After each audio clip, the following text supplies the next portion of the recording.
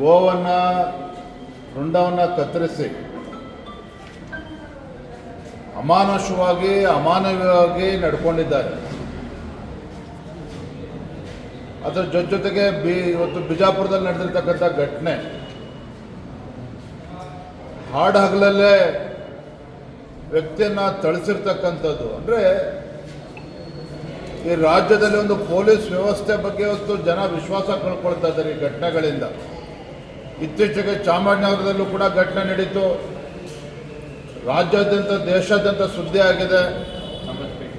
ಚಾಮರಾಜಪೇಟೆನಲ್ಲಿ ಇವತ್ತು ಹೊನ್ನಾವರದಲ್ಲಿ ಆಗಿರ್ತಕ್ಕಂಥದ್ದು ಇಡೀ ಪ್ರತಿಯೊಬ್ಬರು ಕೂಡ ತಲೆ ತಗ್ಗಿಸ್ತಕ್ಕಂಥ ಪರಿಸ್ಥಿತಿ ನಿರ್ಮಾಣ ಆಗಿದೆ. ಮಾನ್ಯ ಗೃಹ ಸಚಿವರ ಹೇಳಿಕೆಯನ್ನು ಕೂಡ ನಾನು ಇವತ್ತು ಪತ್ರಿಕೆಗಳಲ್ಲಿ ಗಮನಿಸಿದ್ದೇನೆ. ಕಾನೂನು ಸುವ್ಯವಸ್ಥೆ ಎಲ್ಲವೂ ಕೂಡ ಸರಿಯಾಗಿದೆ ಅನ್ನೋ ರೀತಿಯಲ್ಲಿ ಬಿಂಬಿಸ್ತಾ ಇದ್ದಾರೆ. ಎಲ್ಲೋ ಒಂದು ಕಡೆ ಸಿದ್ದರಾಮಯ್ಯನವರ ಈ ಕಾಂಗ್ರೆಸ್ ಸರ್ಕಾರ ಈ ಥರ ಘಟನೆಗಳು ನಡೆದಾಗ ಮೃದು ಧೋರಣೆಯನ್ನು ಏನು ಅನುಸರಿಸ್ತಾ ಇದ್ದಾರೆ. ಯಾರಿಗೂ ಸಹ ಈ ದೇಶದ್ರೋಹಿಗಳು, ಹಿಂದೂ ವಿರೋಧಿ ಶಕ್ತಿಗಳು ಇವತ್ತೇನು ರಾಜ್ಯದಲ್ಲಿ ಕೆಲಸ ಮಾಡ್ತಾ ಇದೆ, ಇವ್ರು ಯಾರಿಗೂ ಕೂಡ ಭಯನೇ ಇಲ್ಲ. ಇವರು ರಾಜ್ಯ ಸರ್ಕಾರಕ್ಕೆ, ಮಾನ್ಯ ಮುಖ್ಯಮಂತ್ರಿಗಳಿಗೆ, ಗೃಹ ಸಚಿವರು ಇವತ್ತು ಎಚ್ಚೆತ್ಕೋಬೇಕಾಗಿದೆ.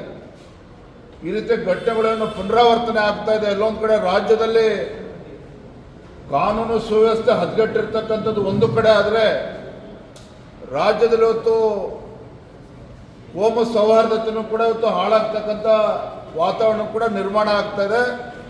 ಇದ್ರ ಬಗ್ಗೆ ಗೃಹ ಸಚಿವರು, ಮಾನ್ಯ ಮುಖ್ಯಮಂತ್ರಿಗಳು ಈಗಲಾದರೂ ಕೂಡ ಎಚ್ಚೆತ್ಕೋಬೇಕು ಅಂತೇಳಿ ಈ ಸಂದರ್ಭನ ಆಗ್ರಹ ಪಡಿಸ್ತಾ ಇದ್ದೇನೆ. ವಿಜಯಪುರದಲ್ಲಿ ಕಾರ್ಮಿಕರ ಮೇಲೆ ಹಲ್ಲೆ ಮಾಡಿದ್ದಾರೆ, ಕೆಲಸ ಕೈಕಾಲು ಕಟ್ಟಿ ಸ್ಟಾಫಿಂಗ್ ಅವ್ರನ್ನ ಬಂಧನ ಮಾಡಿದ್ದಾರೆ. ಕಾರ್ಮಿಕರಿಗೆ ಯಾವ ರೀತಿ ನಡೆಸ್ಕೊಡ್ತಾರೆ? ಬಿಹಾರದಲ್ಲೆಲ್ಲ ನೋಡ್ತಾ ಇದ್ದಾರೆ. ಈ ಸರ್ಕಾರ ಬಂದ ಮೇಲೆ, ಸಿದ್ದರಾಮಯ್ಯ ಸರ್ಕಾರ ಬಂದ ಮೇಲೆ ಕಳೆದ ಒಂದು ವರ್ಷದಲ್ಲಿ ಈ ರೀತಿ ಘಟನೆಗಳೇ ನಡೀತಾ ಇದೆ. ಒಂದು ಕಡೆ ಗೋಹತ್ಯೆ ನಿಷೇಧದ ಬಗ್ಗೆ ರಾಜ್ಯ ಸರ್ಕಾರದ ನಿಲುವೇನು ಅಂತೇಳಿ ಇವತ್ತು ಅವರ ಬಣ್ಣ ಬಯಲಾಗಿದೆ. ಮತ್ತೊಂದು ಕಡೆ ಬಿಜಾಪುರದಲ್ಲಿ ಒಬ್ಬ ಕಾರ್ಮಿಕ, ನಾನು ಕೂಡ ಈಗ ದೃಶ್ಯ ಮಾಧ್ಯಮಗಳಲ್ಲಿ ನಾನು ನೋಡ್ತಾ ಇದ್ದೆ, ಯಾವ ರೀತಿ ಥಳಿಸಿದ್ದಾರೆ ಅಂತ ಹೇಳಿದ್ರೆ, ಮನುಷ್ಯತ್ವರವ್ರು ಯಾರೂ ಕೂಡ ಈ ರೀತಿ ನಡ್ಕೊಳ್ಳೋಕ್ಕೆ ಸಾಧ್ಯ ಇಲ್ಲ. ಯಾರೂ ಕೂಡ ಈ ರೀತಿ ನಡ್ಕೊಳ್ಳೋಕ್ಕೆ ಸಾಧ್ಯ ಇಲ್ಲ. ಇದ್ರ ಬಗ್ಗೆ ರಾಜ್ಯ ಸರ್ಕಾರ